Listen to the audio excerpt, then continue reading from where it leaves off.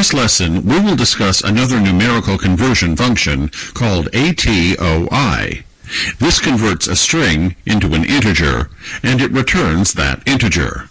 The string should start with some sort of number, and the atoi function will stop reading from the string as soon as a non-numerical character has been read. Here's the syntax.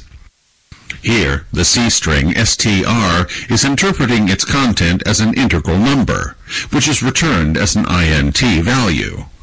The function first discards as many whitespace characters as necessary until the first non-whitespace character is found.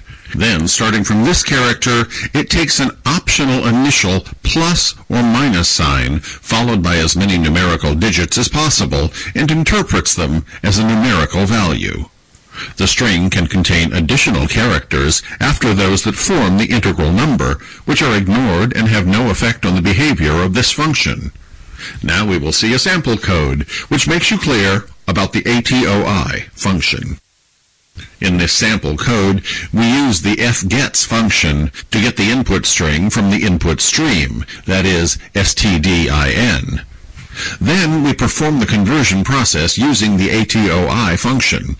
And finally, we show the results. Now let's see the result. Before that, we need to compile by pressing Alt F9. When this is done, click on OK. Press Ctrl F9 to run the code. Here, you need to input the value. And look at the output. Now I hope you're clear with the meaning of the atoi function.